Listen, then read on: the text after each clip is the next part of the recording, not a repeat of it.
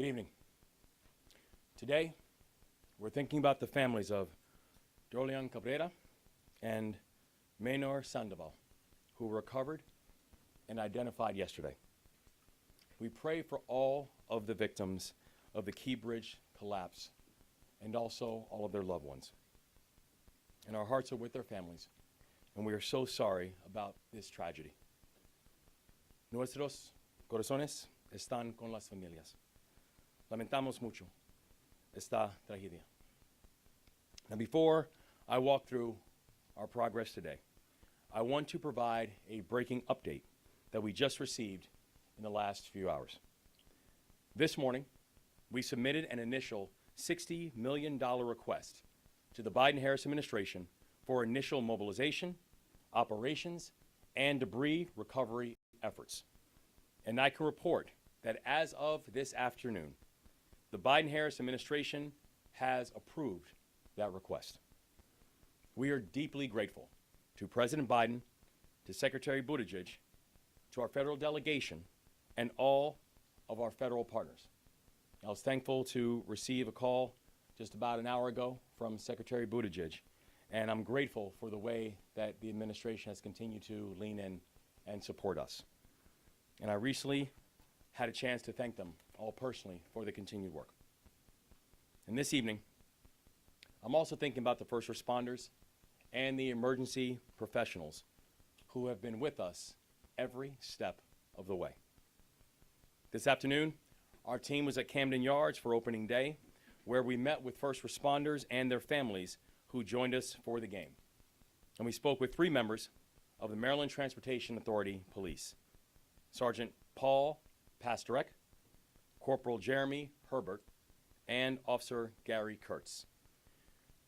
They saved lives this week, and they are true heroes. We had a chance to speak about not just the lives that they saved by being able to halt traffic just as the bridge was collapsing, but also the unimaginable reality that even after the bridge had collapsed, had that traffic not been stopped in the darkness, cars would have continued to come. So the life-saving work that they did cannot be overstated, and our gratefulness is everlasting. Earlier today, we also visited the R. Adams Cowley Shock Trauma Center. And as you know, one of the survivors of this tragedy was treated there. The folks at Shock Trauma, they are our angels. And I want to thank all of our emergency personnel, to include the United States Coast Guard, the Maryland State Police, the Maryland Transportation Authority and the MDTA Police, Natural Resources Police, Baltimore City Fire, and police departments in Baltimore City, Prince George's County, Anne Arundel County, and also Baltimore County. And I also want to thank people who have been reaching out from all across the country and all across the world. And this evening, I want to give a few special thank yous. One to our members of the General Assembly in Maryland, who, as we're going through the process of wrapping up another legislative session, have just been consistent partners throughout. And I know that any response that we have is going to be a collective one. But also, I want to give a special thanks to all the governors who have contacted me. I've heard from many chief executives, both past and present.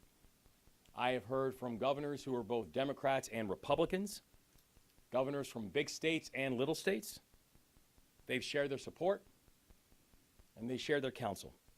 And they've reminded me that in this moment, Maryland is not alone. At this point in the recovery, we are moving at full speed on a number of key priorities.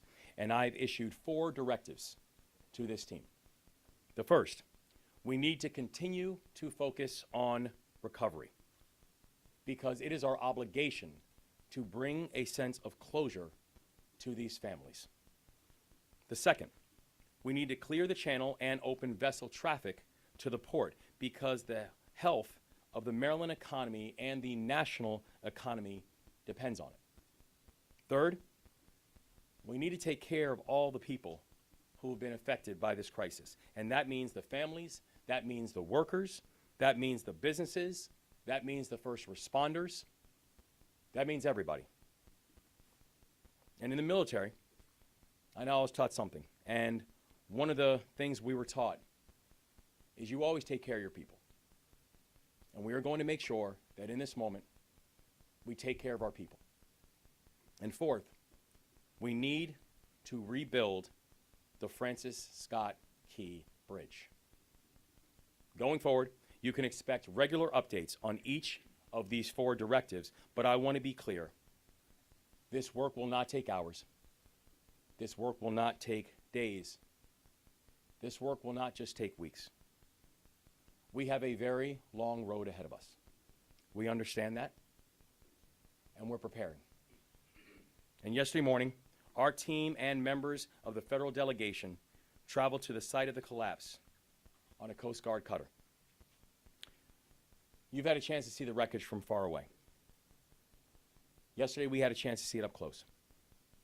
And when you have a chance to see that wreckage up close, you fully understand the enormity of the challenge. This is an incredibly complex job, and our timeline will be long. And all of us can remember when the container ship that got stuck in the Suez Canal a few years ago, when that happened.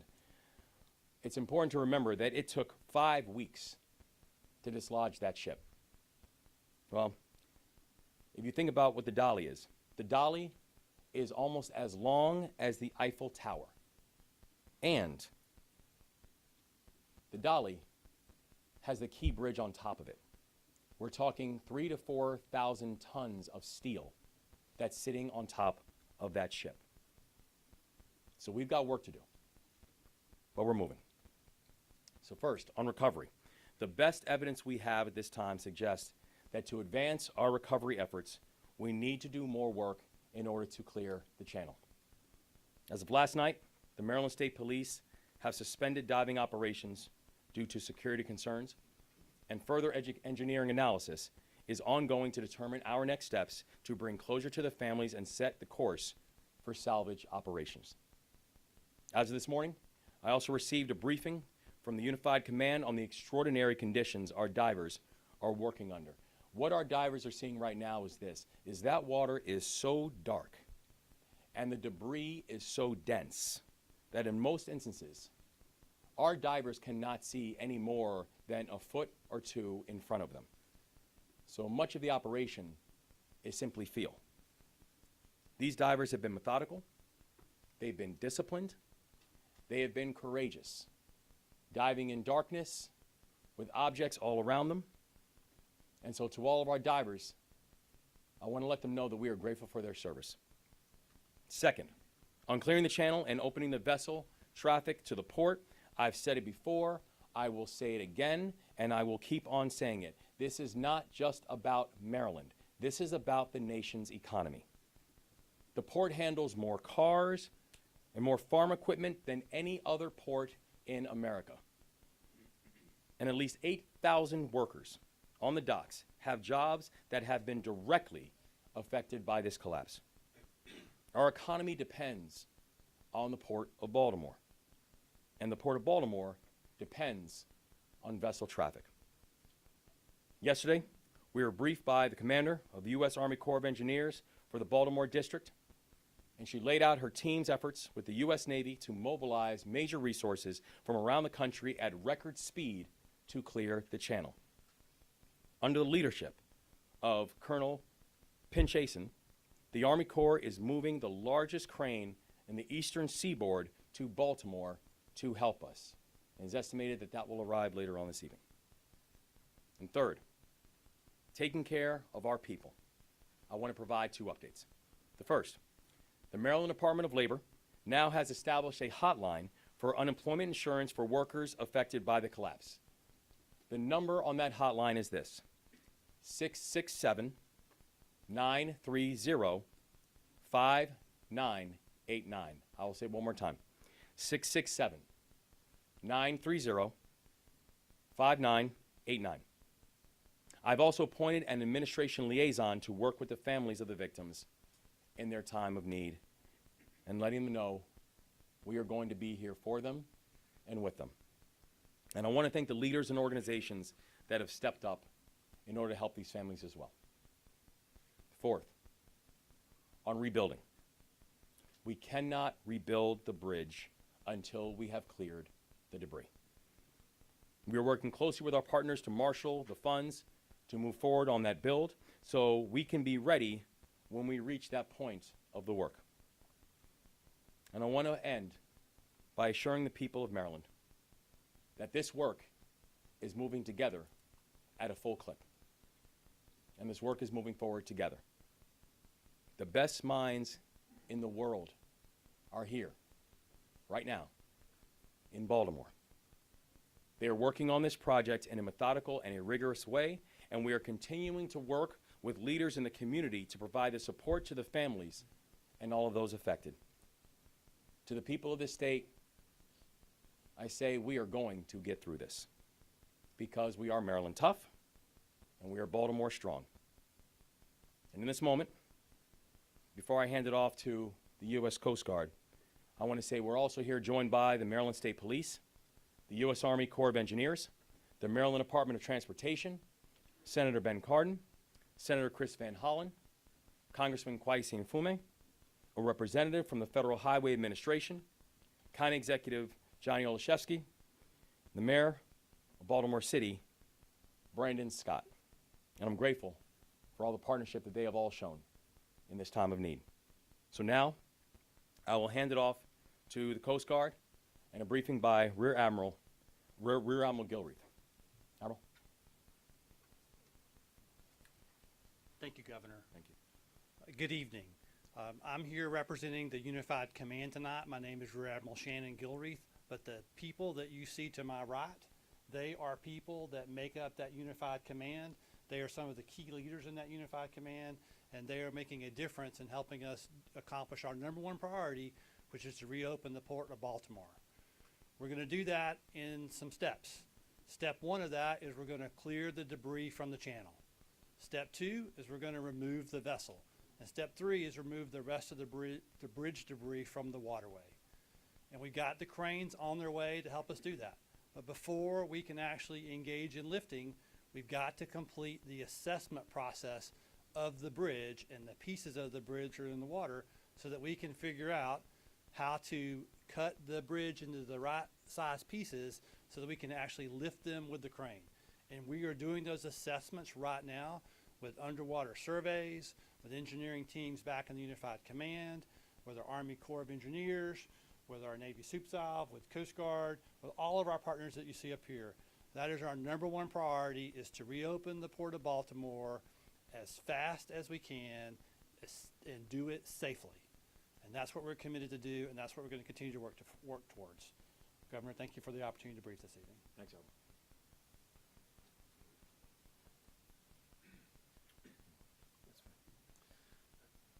Good evening again. Paul Wiedefeld, Secretary of Transportation. First, again, I also want to echo the Governor's thanks to the Biden administration, U.S. Department of Transportation, excuse me, and our delegation for receiving those dollars, that's $60 million today, within hours of, in effect, asking for those. These dollars are essential for us to proceed quickly and safely with the debris removal, the demolition, traffic operations, and other emergency needs. We're very grateful, obviously, for the quick response. As you heard, our federal partners are focused on clearing the channel as the number one priority. MDOT's focus is also in that area, but also we have to do other things. First, we got to deal with the traffic implications of losing part of the 695 Beltway. Second, we have to work with the port on the job issues and on their business needs. And then third, we have to start the planning and design for the rebuilding of the Key Bridge. In terms of traffic, we are already seeing the impacts along the alternative routes in our communities. Since the collapse, each day about 15,000 additional vehicles are traveling through the Fort McHenry Tunnel, I-95. And about 7,000 additional vehicles are using the Baltimore Harbor Tunnel, I-895. The bridge was also a crucial route for tractor trailers that cannot use these tunnels, the two tunnels. We anticipate 2,500 of these tractor trailers will use the west side of I-695. We are continuing to evaluate traffic flow in and around Baltimore and across the region and can make adjustments as needed. To help the alternative corridors moving, we have deployed additional emergency response vehicles to respond quickly to any motorists in need of assistance and clear crashes. The second area of focus for us, again, is the workforce support that we're providing to the Port of Baltimore workers. To continue this work in partnership with the Maryland Department of Labor, as the governor mentioned, to identify impacted needs and what we can do. We're also looking at available US DOT programs in that front as well. We also are looking at what we had achieved during the COVID era when we were helping workers as well. And tomorrow we will hold a stakeholders meeting to address business and labor needs with the port community. The third area that we're focusing on, obviously, is the rebuilding of the bridge. We're working with, again, with our partners at USDOT. We've had several meetings today to start that process. That will take a little bit longer as we start the planning design of what that will be, and then we will have an ask for funds in very short order there. In closing, obviously we understand the enormous impact this is having on families, commuters, and the region as a whole. We ask everyone to be patient as you can be, and we ask them to please travel slowly, give themselves some more time so we don't create other issues, particularly for the work that we're doing out there in our highway system. And I can assure you we're going to work as quickly as we possibly can, but we're also going to work safely. Thank you for your attention.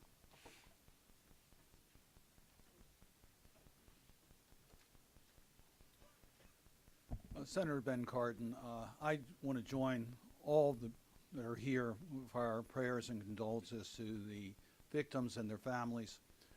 Our hearts go out to you, and our thanks to the first responders who literally saved lives and are working every day to get the port open and to get this bridge rebuilt as quickly as possible. Governor, I want you to know your federal delegation is with you. We thank the Biden administration for the quick action in regards to the emergency funding. We are pledged to work with you for any action that's necessary from Congress to make sure that you have the support you need to get that port opened as quickly as possible, the channel opened, and to get the bridge replaced with the type of bridge that we need to meet the current needs. We are committed to working with you. Our top priority right now is to get the channel opened because we recognize the economic impact that it has.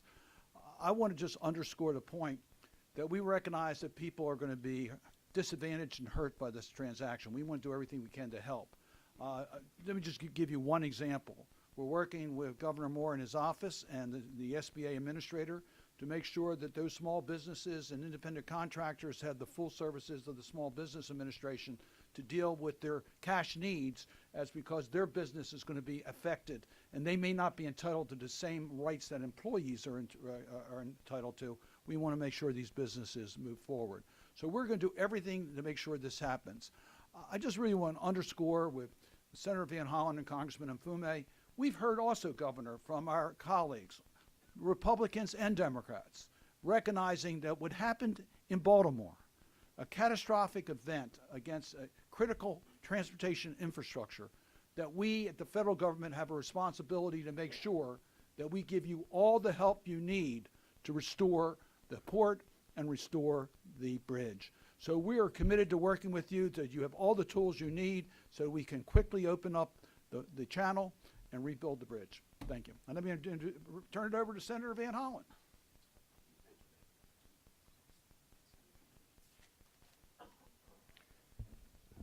I want to start where the governor did and where Senator Cardin and others have. Our thoughts are with the families of the 6 construction workers who died. And we will be with them every step of the way. Thank you, Governor, for all the support your team has given to them, and also to the first responders who the governor described in detail, the kind of risks they've taken on themselves to undertake this effort. I just want to provide a couple other facts about the federal role, and it's great to be working with my colleague and friend, Senator Cardin, Congressman Mfume, and the entire Team Maryland. We are united, and as Senator Cardin said, we are hearing from our colleagues from around the country, Republicans and Democrats.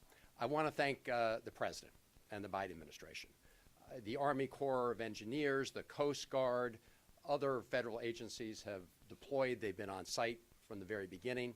Secretary Buttigieg was here and remains fully engaged. And the Army Corps of Engineers will cover the full costs of clearing the channel. We all recognize that getting the Port of Baltimore running again at full speed is a priority given all the jobs that are associated with it, all the small businesses, all the other businesses, and as the governor has pointed out, this is not just a Maryland issue, it's a national and global question.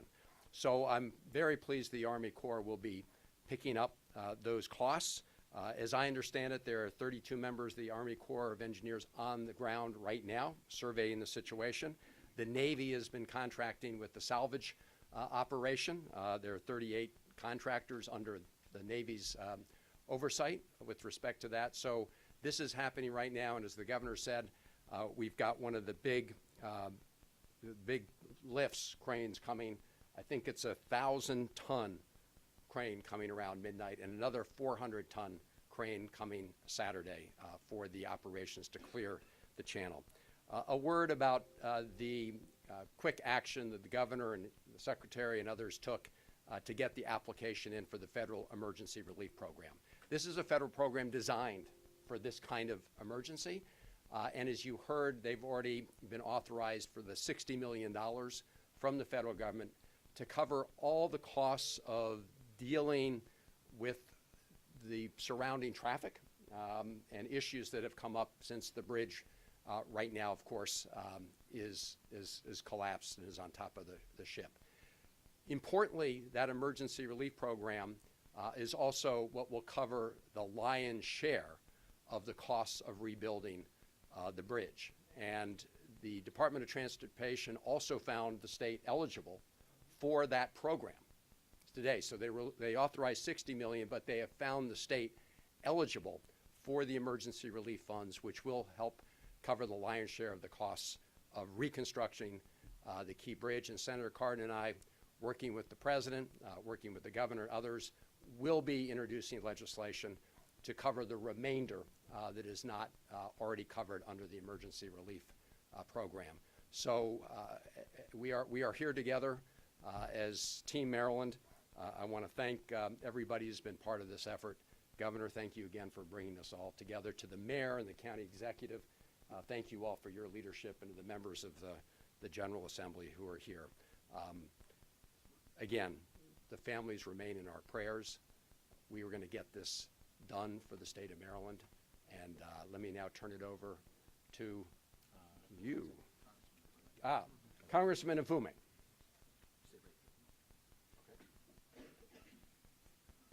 Thank you very much, Chris. Governor, I don't know if it's been said enough, so let me just say it, that the fact that you have made this a very transparent process is important, because people all over the country are getting unfiltered, real facts in real time about what's happening, and I think that helps all of us in the process. I'm Kwesi Mfume. This is my congressional district, and Senator Cardin and Chris Van Hollen, the three of us represent just a part of Team Maryland. On this issue, I think it's fair to say that all of Maryland and their congressional delegation is a team, and you've seen some of the statements that have gone out and the one that will be going out. A couple of quick things. The main thing is the main thing is the main thing. So allow me to be redundant for just a moment. These families that are impacted can never, ever get enough of our condolences, our prayers, or our sympathies. It could have been any of us, anytime, anywhere, in a situation that we could not have predicted. So the reason we keep lifting them and asking you to lift them in prayer is because they will never be the same again. Now, as you've heard, the priority here is to clear the channel, to allow commerce to start up again. It is not an issue that just affects Baltimore. It affects supply chains all over the country in every state of the union. And so we are seeking to find a way to bring all assets to bear to make a real difference, to allow that process of commerce to begin again. Are there secondary matters? Yes. We're talking about the third largest estuary in the world and the first and largest estuary here in America, the Chesapeake Bay. It's a channel that's important for so many different reasons, whether it's aquatic life or anything else. We want to again say, as the governor and others have said, that these divers are putting themselves at great risk, but they continue to dive. We understand that there were hazmat materials in several of the containers. We're concerned about what happens if that gets into the bay. And we are concerned also that if for no other reason, people look at this as an American tragedy, not a tragedy just for this region. I've been in touch with the Speaker's office today. I expect that Speaker Johnson and I will talk at some point tomorrow morning, because one of the things that's important here for me on the other side of the aisle is to make sure that I say to my colleagues who are across the aisle that this cannot and ought not be a partisan issue. And I've seen some of the comments that have come about and some of the things that are being said. Please resist that. Democrats and Republicans have to find a way to work together on this. Otherwise, we will never get through it, and we will never decide the kind of future that we want, so that things like this are met with in the right way and dealt with in the right way. So my plea is to end any potential partisanship here and to find a way as Americans all over this country to work together. There will be insurance claims, yes. Money will be returned, yes. But in the process, we've got to move swiftly to clear the channel. And thank you, Governor. I want to thank the mayor and the county executive, all the other persons who have been involved. The Commandant of the Coast Guard will be here tomorrow, and I suspect we'll get even more information. Thank you very much.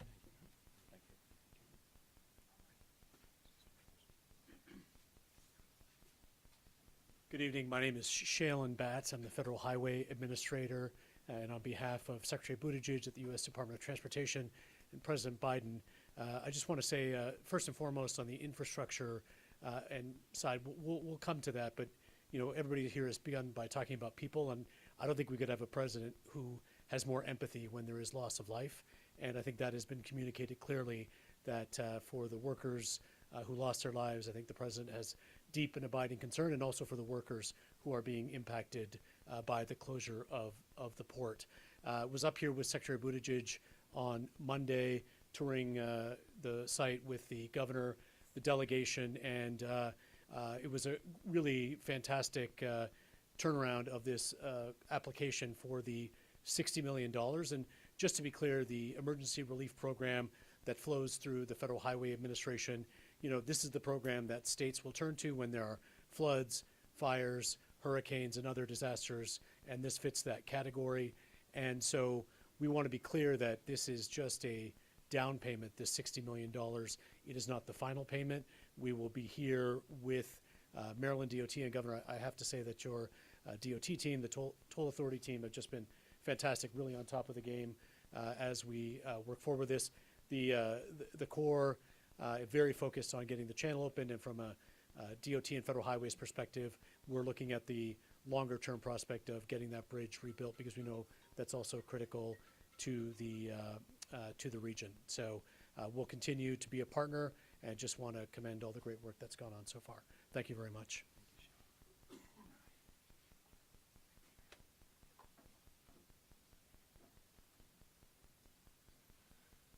Good evening, Baltimore County Executive Johnny Olszewski, and these are truly unprecedented, trying times.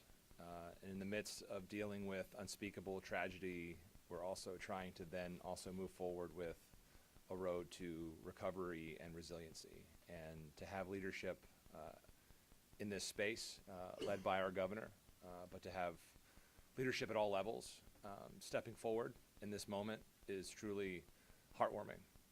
I know people are feeling this very deeply in a very personal way, including the families who have lost their loved ones. We know that the majority of those who were impacted and lost in this tragedy were Baltimore County residents. And I want to just assure that in addition to all other resources, Baltimore County will be there to provide everything that we can to those families who have been impacted by this horrific tragedy. I want to thank President Biden, Secretary Buttigieg, and the governor for their prompt and swift action on this application.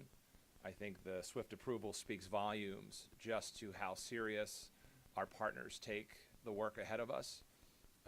It is making good on the president's commitment that all federal resources necessary will be marshaled to move forward on clearing the channel and rebuilding the bridge.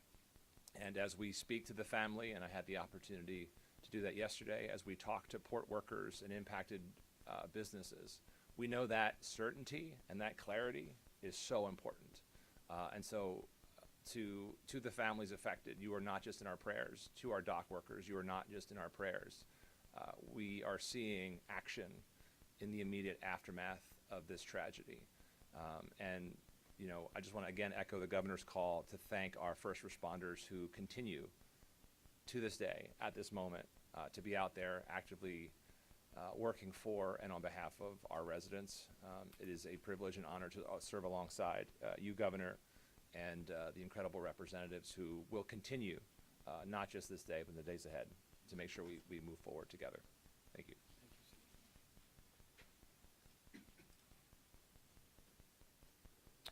Good evening. Mayor Brandon Scott of the City of Baltimore.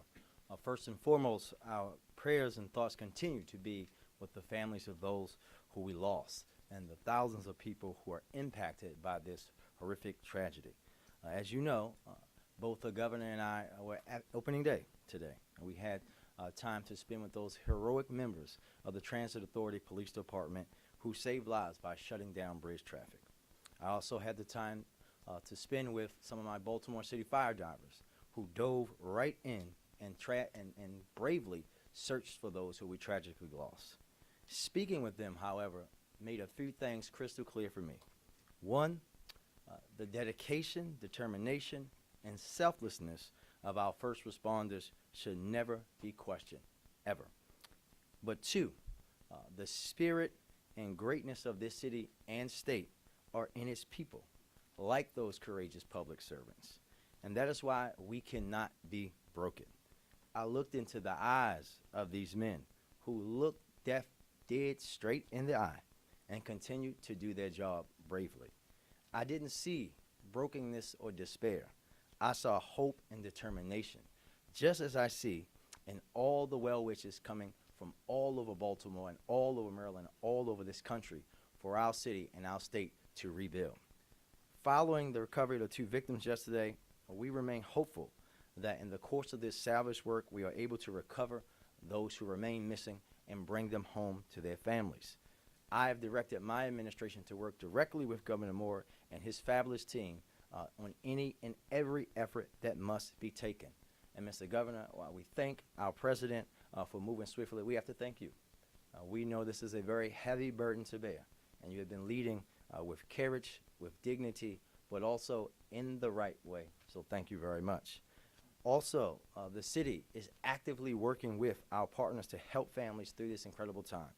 The Mayor's Office of Immigrant Affairs has set up a fund through the Civic Fund to provide assistance to those directly impacted and is facilitating connections with local community-based organizations who are providing direct support in case management, crisis support, and mental health to the families.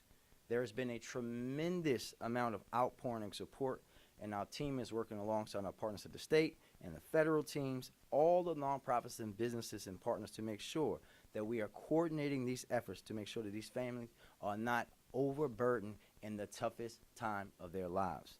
We know the value of the Port of Baltimore to our city, the state, and the country. Our residents, everybody depends on it. But our first priority continues to be making sure that we bring these people home. I just want to reiterate all my thanks and gratitude to everybody that has reached out, to everybody who donated food for our first responders, to everybody who just prayed for our city and our state. We appreciate you greatly. We will continue to work together to recover. Thank you. We're going to take questions from the podium. Start. All right, thank you. WBAL. Governor, the NTSB is reporting a hazmat leak, and the chair herself said she saw the sheen. I know you were out there on the water yesterday. Did you see the sheen, and can you go into detail about mitigation efforts and just what this means for people? Because some people are really concerned about what's going on in the water. Yes, I know of the 4,000 containers that are on the ship. It's been indicated that 56 contain some form of hazardous materials. And when we're talking about hazardous materials, that includes things like lithium batteries, perfumes, etc. We know that as of right now, already deployed, there have been over 2,400 feet of boom, which has been there to be able to contain any of the leaks of pollution. Then the thing we can say is that there is no risk to the people, and we ensure that both for the first responders who are operating, but also for the people inside of the area. We know the NTSB is going to continue doing their investigations, but of the 4,000 containers, it's been 56 that have shown some type of hazmat. Did you see the sheen when you were out there? Did you see it on the water? I personally did not know. Governor, my question is about the families. Have you had a chance to meet with all 6 families of the construction workers? And I know you said you visited the hospital today, you met with the survivor, but that other person who survived, who were hearing declined medical treatment, have you met with that individual as well, if those reports are true? So the people who we met with today at Shock Trauma were actually the physicians and nurses and doctors and medical personnel who were there on site that night to treat the individuals. And so I just spent some time with them just to say thank you for their work. I did have a chance to speak with one of the survivors prior, but that was 2 days ago that I had a chance to speak with him. And I did have a chance to speak with a room full of family members of the victims, and that was when I had a chance to both share time with them and also pray with them and for them. It was just a follow-up to that fund. I don't know if there's Scott to answer that. People who do want to donate to the families, is it that fund they should donate to? Because now we're seeing a bunch of GoFundMes and things pop up, people who do want to help out these families. Yes, I would point them to the Mayor's Office of Immigrant Affairs and that fund, because we know that that one is working with the families and organizations that would be working directly with them. WY PR, Baltimore Public Media. Back to the hazardous materials, there's been sort of some conflicting information, it seems, as to how many, if any, containers with hazards were dropped in the water. Can you have an answer, if there were containers that were dropped in the water with hazards, how many and what is in there? So what we know right now, there are 14 containers that were impacted, and those containers that were impacted contain soap, perfume, and some resin material. So that's what we know. As far as what part of that is still on board the boat, inside parts of those containers, or what part might have gone overboard, I can't tell you those percentages because I don't know those. But we've put in place air monitoring on board the vessel to keep track of any potential threats there, and we haven't had any of those threats from the air come up on our air monitoring. And we've got boom around the vessel to also collect anything that comes off of it. The sheen that I think's been reported, I think has to do with there's a bow thruster on the front of the ship that allows the ship to normally move to port or starboard as it's coming into port, approaching a dock, etc. There's some oil associated with that bow thruster, and we think there were roughly 80 liters of oil in that area. And so we think that's really where the sheen's coming from. But our ability to get directly underneath that is really too dangerous, because that's where those containers are hanging off the side of the ship, as well as the pieces of the bridge that are there. And we're trying to keep our first responders, as the governor and everyone else has set up here, we're trying to keep them as safe as possible. We do not want to make this tragedy for those families worse. And sorry, just impacted, like what Impacted is everything from the bridge falling on them and they're potentially cracked open the container, to more serious damage to the container, and they're in different stages of that when you look at it. All right, I'm gonna take the son. The son. I have a question about the bridge itself. If there were stronger protective systems around the pier, could the collapse have been avoided? Do we know that yet? We know that NTSB is conducting a thorough investigation into what happened, and I think it's still early days of the investigation. So we would not want to speculate as to what could have or should have been preventative. The thing that we know is that we are going to and will continue to focus on making sure that our infrastructure in our state is safe, but I know in that specific incident, NTSB is still in the early stage of their investigation. COP. COP, please. Go ahead. What can you tell us, if anything, about how the construction workers on the bridge learned of what was ultimately about to happen? And separately, can you just give us the exact number of remaining construction workers that are still outstanding at this particular point? Yeah, so the investigation is still ongoing as to how individuals were notified once the initial Mayday call came in, and what we know right now is that there are still 4 individuals who we're still unaccounted for. Fox 45. Yes, Governor. You've already touched on it, and the ball is rolling, and that is certainly good news with the facts and figures of the help that's already here. But from the heart, what do you say to the people of Baltimore in particular regarding what you call this very long road after what's happened? Notably, when talking about how this will certainly affect the commute, people's work, and their daily lives. What do you say to them? I'd say to the people of Baltimore is that there is no higher priority than making sure that we can return not just a sense of normalcy to them, but also continuing to give them an opportunity to live in a community that is growing and thriving. We have been moving on this literally since the early hours of when the incidents happened, and we haven't stopped, and we're not going to stop. That every priority in terms of how are we thinking about alternative routes in terms of supporting their transportation needs, about making sure that we are both caring for the families and the victims while also making sure we're prioritizing the clearing of the channels and making sure that we are going to get the Port of Baltimore opened and get this bridge rebuilt. And that is our core focus. To follow up, please, with Mayor Scott. Same question, Mayor. What do you say to the people of Baltimore in particular about how are you expecting them to come? I think the governor hit the nail on the head, Keith. This is a priority for all of us, but what we have to ask our residents is to be patient, because we have to not only do this quickly, but do it the right way so that every T is crossed, every I is dotted, and that we make sure that we are building our infrastructure to be stronger in the most quickest and fastest way. We all understand the importance and will be there to support our residents, but we have to do it the right way. All right, Ms. Brad Bell. Governor, absolutely back here. Look, I know you don't want to give a specific timeline for a very obvious reason, but I did one crane, the Chesapeake 1000 has arrived, talking about other cranes that have missed a lot. I talked to someone today who's in the industry, who described how they're going to cut the bridge into pieces and pick it up and switch the bottom and dive it in and put it in the explosive charges. Realistically, how quickly can we get this done? The person was telling me that it could be a matter of weeks. I mean, what's your most optimistic? Again, I understand you don't want to be talking about that, but what do you think it could really be? There is nothing that we will not do to be able to speed up and making sure that we have a swift and a proper conclusion, and make sure we're getting it complete, and making sure we're also doing it safely, making sure that we're also doing it in a coordinated fashion. And the thing is, if you look at the precedents on this, we understand that this is daunting. This is complicated.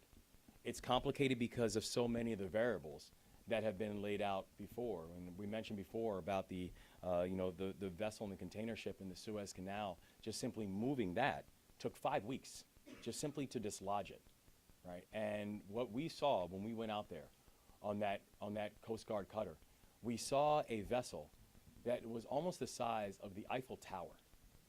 If the Eiffel Tower was laid down, this vessel is almost the size of the Eiffel Tower, and the only difference is that it now has the key bridge laying on top of it. This is remarkably complicated, while this is also having a salvage operation with many, many moving variables. The reality is that at this point, there are far many unknowns than knowns. And so the thing that we can say to everybody in our state is that this is a team that is coordinated. This is a team that is not just working hard, but working around the clock to making sure we get to a proper completion. But we also know this is going to be a long and a complicated process, and we are going to not just need people's patience on this, but we want to let them know we are going to get this done. But no ballpark estimates, weeks rather than months, versus hoping in the different. This is going to be a long process because it's a very complicated process. But people should rest assured we are going to get this done, and they can bet on that. We'll go to the banner. Hello, how you doing? Who will be responsible for the rebuild, and what will that process look like? So we're going to actually have a collective rebuild. This is going to be a rebuild that will include our federal partners. This is going to be a rebuild that will include the state and our local partners. This is going to be a rebuild that will include the private sector. This is going to be a rebuild that will include our unions. This is going to be a rebuild that will include everybody. Because we understand the complexity of being able to put this up and put it together in the first place. And remember, to the initial construction of the key bridge took 5 years. So we know that we are going to move with speed and we're going to move with safety, but it is going to require everybody involved in that process.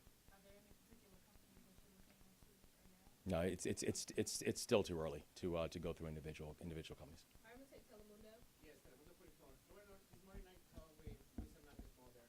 She told me his son wasn't a U.S. citizen, but he gave his life for this country. What is your thought about this, and what your office, mayor office, and executive office could do for these families? So our heart breaks for these families because these families are living a nightmare. They are receiving information, and that night when this tragedy first happened, they received news that none of us would ever want to receive. And so when we say that we stand with them, and when we stand with them, it's both that we are praying for them, and they have prayer angels all around them, but it's also making sure that they know that this is going to be a larger community that will be there for them. And so it still comes back to the basic humanity of this situation. I remember when I met with many of the family members, the thing they most wanted me to remember is that these were fathers, and they were brothers, and they were cousins, and they were husbands. They were people whose families loved them. And I can tell you, as the son of an immigrant myself, I know my partner in the work, our lieutenant governor, is the first immigrant ever elected to statewide elected office in our state's history. It still comes back to the basic humanity, and our heart breaks for these families. Last question, JB. To the co-star, perhaps, as you think about the families during this salvage process, are you able to identify how many vehicles may be down there encased in the debris at this point that tied to the construction crews? I'm gonna defer to the state police on that one.